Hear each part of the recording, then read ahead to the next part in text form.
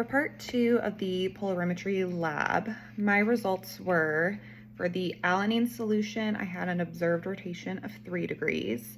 This came out to a calculated specific rotation of positive 67, which gave me a percent error of 350%.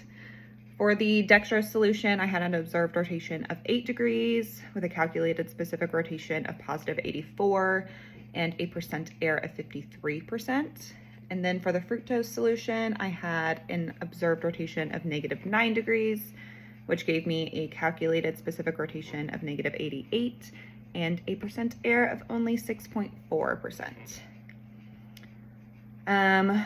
So the phenomenon we were observing was optical activity.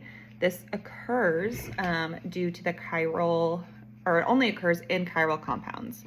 Chiral compounds are those that are mirror images of each other, but they are not superimposable. They also must have a chiral center, which is an sp3 carbon bonded to 4 different atoms.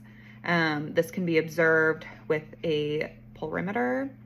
So in this lab, we use polarizing sheets and a candle as a light source, found the zero or extinction point without the chemical, and then poured each of the different chemicals or solutions into the beaker and observed for each solution what the optical activity would be. So when light passes through, it passes through a plane of polarization, and that's what rotates the light. When it's rotated to the left, it's known as levorotary, and when it rotates to the right, it's known as dextrorotary.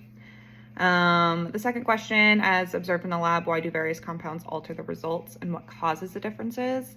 All the different compounds have different results because they have different arrangement of atoms, and this different arrangement leads to different rotations. This is because all of the different compounds' chiral centers are located at different spots.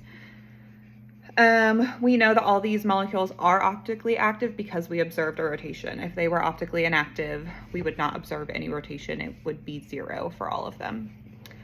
How does the concentration, purity, and identity of each substance affect the results? The concentration, the larger the concentration, the more molecules the light has to pass through, and that will result in a greater rotation of the light. The purity affects the results because if you have more enantiomers that are dextrorotary, then your net rotation will be to the right. If there are more levorotary enantiomers, your net rotation will be to the left. If there's an equal amount or a racemic mixture, then you will have no observed rotation, and it will be known as optically inactive.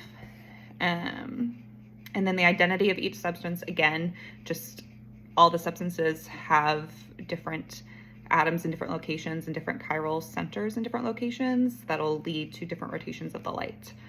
So in order for this phenomenon to be observed, the substances must contain chiral compounds. Yellow light has to pass through a polarized plane.